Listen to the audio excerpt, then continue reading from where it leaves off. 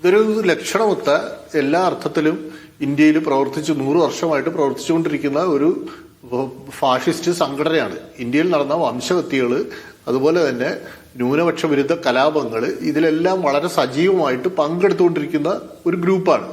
അപ്പൊ അതിനെ നമ്മൾ ഒരു ഒരു സാമൂഹ്യ മനഃശാസ്ത്ര പ്രശ്നമായിട്ട് മാത്രമല്ല കാണേണ്ടത്. അത് ആ പ്രസ്ഥാനം തന്നെ ഒരു സാമൂഹ്യ മനഃശാസ്ത്ര പ്രശ്നമുള്ള ഒരു പ്രസ്ഥാനമാണ്. അതാദ്യം മനസ്സിലാക്കുക. അല്ലാതെ ഇത് മൊത്തത്തിലുള്ള ഒരു സംഭവമൊന്നുമല്ല. ഈ പ്രസ്ഥാനം കാരണമാണ് ഈ ഇഷ്യൂ കൂടുതൽ ഈ വെറുപ്പും ഭീതി ഇവിടെ ഉള്ളാകുന്നത്. അപ്പൊ അത് പ്രചരിപ്പിക്കുന്ന ഒരു പറഞ്ഞപ്പോഴാണ് എനിക്ക് നല്ലൊരു ഉദാഹരണം. ബീഹാറിലെ തെരഞ്ഞെടുപ്പ് ഫലം വന്നപ്പോൾ അസമിലെ ഒരു BJP മന്ത്രി, അദ്ദേഹത്തിന്റെ പേര് അശോക് സിംഗാൾ എന്നാണ്. പഴയ അശോക് സിംഗാൾ അല്ല, ഇത് പുതിയ അശോക് സിംഗാൾ. അദ്ദേഹം കോളിഫ്ലവർ കൃഷിയുടെ പണം ഞാൻ ആലോചിച്ച് നോക്കുകയാണ്. ഒരു പക്ഷേ ജർമ്മനിയിൽ ഈ നാസി പ്രസ്ഥാനത്തിൽ പോയി ഇങ്ങനെ മനുഷ്യന്മാരുണ്ടായിരിക്കും.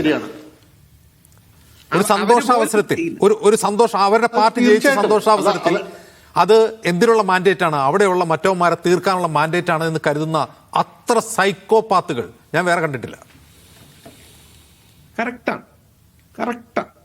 തീർച്ചയായിട്ടും അത് തന്നെയാണ് അവര് ഈ സോഷ്യൽ മീഡിയയിലും അതുപോലുള്ള ഇടങ്ങളിൽ അവർ പ്രചരിപ്പിക്കുന്നത്. അതാണ്. ഇപ്പൊ ഞാൻ ഈ മീഡിയ കൊണ്ടിട്ട് ഫ്ലാഷ് ഇതിങ്ങനെ ന്യൂസ് സ്ക്രോൾ ചെയ്ത് ഞാൻ കണ്ടായിരുന്നു. അത് മലപ്പുറം BJPയിൽ പൊട്ടിത്തെറി, ജാതി വിവേചനം. അപ്പൊ ഞാൻ പറഞ്ഞില്ലേ, ആ പാർട്ടി എന്ന് പറയുന്നത് ഈ പറഞ്ഞ പോലെ ഒരു സവർണ ഫാഷിസ്റ്റ് പാർട്ടിക്കകത്ത് ഉണ്ടാകുന്ന എല്ലാ പ്രശ്നങ്ങളും അതിലുണ്ട്. അപ്പൊ പിന്നെ അവരുടെ അണികൾ ഇതല്ലാതെ എന്താ ചെയ്യുന്നത്? ഇതൊരു നിയമപ്രശ്നമായിട്ട് കൈകാര്യം ചെയ്യണമെന്നാണ് ഞാൻ പറയുന്നത്. അതിന് ഇവിടുത്തെ സർക്കാർ തയ്യാറാകുന്നില്ല.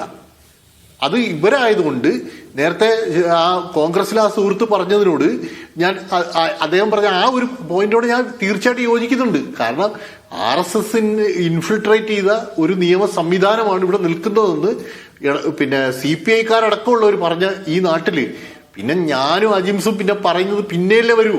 അവരുടെ ആളുകൾ തന്നെ പറഞ്ഞില്ലേ എന്റെ അജിംസെ. ഇതിനെക്കാൾ വലിയ തെളിവെന്താ വേണ്ടത്?